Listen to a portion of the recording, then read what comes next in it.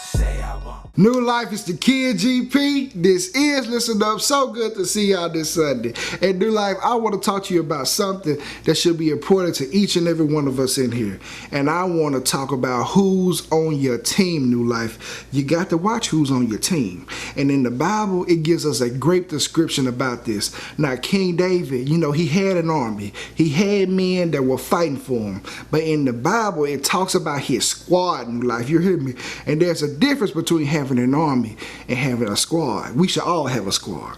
And in the Bible, it lists 37 men that was in David's squad. But I want to talk about one man in particular.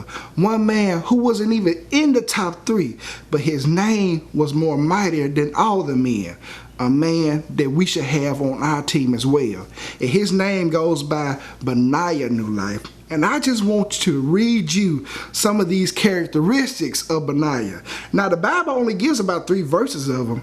But when I read up on this man, I knew, this a bad man right here. You hear me? You want to talk about shaft? No, Benaiah had it. But anyway, in 2 Samuel chapter 23, verse 20, it talks about Benaiah. It talks about how he was a valiant man. Then it goes into some of the acts he done. Now, the first act he done, he killed 2 lion-like men of Moab. And I know what you said. GP, he just killed 2 men. That's really nothing. I do that in my sleep. Okay, killer. Let me keep reading. And then it says that Benaiah killed an Egyptian, a goodly man. Now, this is very important because Egyptians, they were known for their looks. They basically got ranked because of how pretty they were. So he basically killed Pretty Boy Floyd. And not only did he do that, the Bible says that the Egyptian had a spear in his hand and Benaiah had a staff in his hand. So Benaiah had a stick and the Egyptian had a spear. But the Bible says Benaiah took the spear from the Egyptian and killed him with his spear. Woo! That's a bad man. And I know some of you in here, you're not really convinced. Okay, this gonna be the straw to break the camel's back.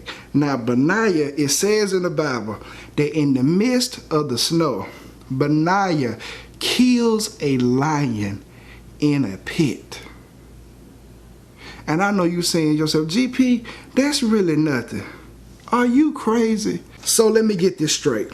If a lion was to walk in this service right now, you gonna be courageous enough to kill it?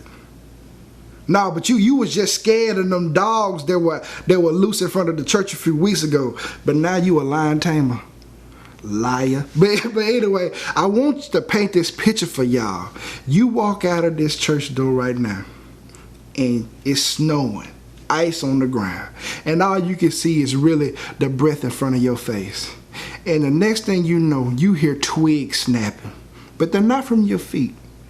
And you look around and you see a 500-pound lion staring at you like he about to have lunch. You know what you gonna do? You go run. And you know why you go run? Cause I'm a punk. You gonna run, you gonna be on top of the steeple of the church. We ain't gonna even know how you got up there. But the Bible says Benaiah chased the lion into the pit. Now that's crazy. He chasing the lion into the pit.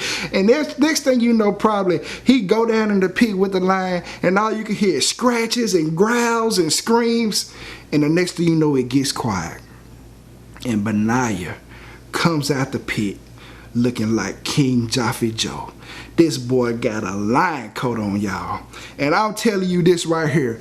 When you are faced with lion situations in your life, the last thing you need is somebody on your squad who's gonna tuck tail and run. I'm telling you right now, you better check your squad because we all need a Benaiah, somebody who is fearless, somebody who is courageous, and somebody who's not gonna back down. So check your squad. You better make sure you got a Benaiah on there. And if you ain't got a Benaiah, you better make sure you Benaiah. So that's the Kid GP. This is Listen Up. I'll see you next Sunday.